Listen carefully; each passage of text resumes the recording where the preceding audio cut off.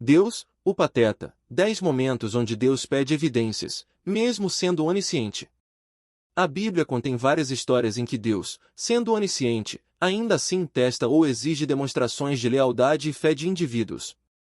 Isso levanta a questão: se Deus já conhece o futuro e o coração das pessoas, por que a necessidade de testes?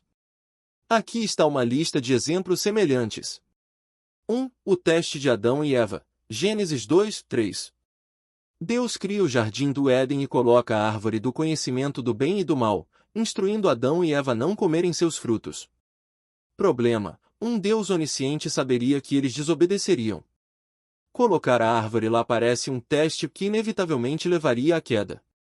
Resultado: a punição de Adão e Eva afeta toda a humanidade, mesmo sendo Deus quem permitiu a tentação. 2. O teste de Caim. Gênesis 4, 6, 7. Antes de Caim matar Abel, Deus o confronta, dizendo que ele deveria dominar o pecado que espreita a porta. Problema: um Deus onisciente saberia que Caim cometeria o assassinato. Por que advertir ou testar sua moralidade, sabendo do resultado?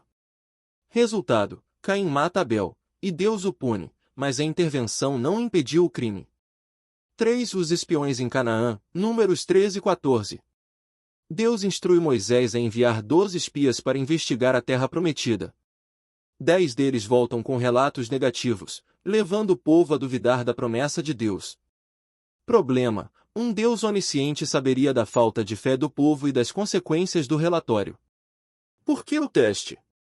Resultado: a geração inteira é condenada a vagar no deserto por 40 anos.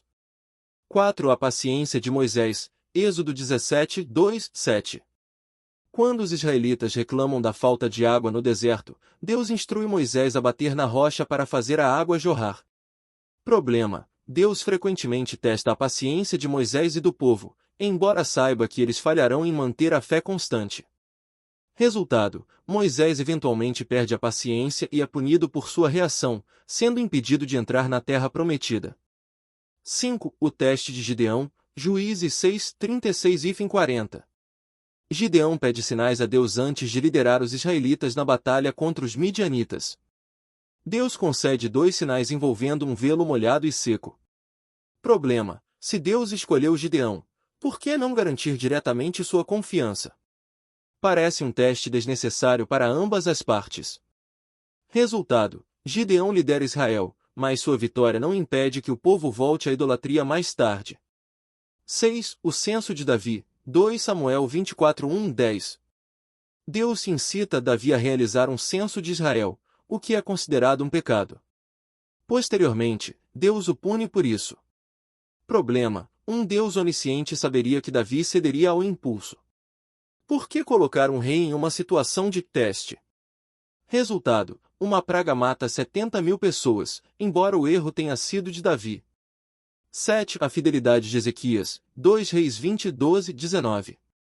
Após ser curado por Deus, o rei Ezequias recebe enviados da Babilônia e mostra-lhes todos os tesouros de Israel. Deus usa isso como um teste de sua fidelidade. Problema: Deus poderia ter evitado o erro de Ezequias e a consequência de mostrar os tesouros a futuros invasores. Resultado: a Babilônia eventualmente saqueia Israel, cumprindo a profecia que Ezequias teria provocado. 8. Os filhos de Arão. Levítico 10, 1, 2. Nadab e Abiú, filhos de Arão, oferecem fogo estranho no altar, algo que Deus não ordenou. Ele os mata instantaneamente. Problema: Deus, sendo onisciente, poderia ter instruído ou impedido a ação antes que ela ocorresse. Por que testar sua obediência dessa maneira? Resultado: a punição parece desproporcional, sem resolver problemas mais profundos de obediência ou reverência. 9. O povo de Israel no deserto. Êxodo 16 horas e 4.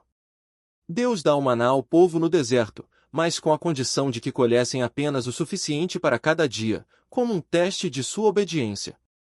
Problema: Deus sabia que alguns desobedeceriam e guardariam o maná. O que aconteceu? Por que criar um teste sabendo do fracasso? Resultado: a desobediência resulta em pragas no maná, mas não resolve a falta de fé contínua do povo. 10. O povo no exílio babilônico. Jeremias 29, 10, 14. Deus promete restaurar Israel após 70 anos de exílio como uma forma de testar sua fidelidade durante o sofrimento. Problema: Deus, sabendo o que aconteceria, poderia ter prevenido o exílio, em vez de usar a destruição como um teste de lealdade. Resultado: o exílio deixa um legado de sofrimento, sem mudar a tendência do povo de se desviar. Reflexão final. Esses exemplos mostram um padrão de testes que, para um Deus onisciente, parecem desnecessários, pois ele já sabe o resultado. Isso levanta a questão de se essas histórias representam a visão humana tentando explicar eventos históricos e espirituais ou se são simplesmente narrativas simbólicas usadas para ensinar lições morais. Esses testes podem ser interpretados como mais um exemplo de como as narrativas bíblicas frequentemente se encaixam melhor no paradigma da engenharia reversa, eventos explicados a partir do resultado, com o propósito de justificar a presença de Deus na história.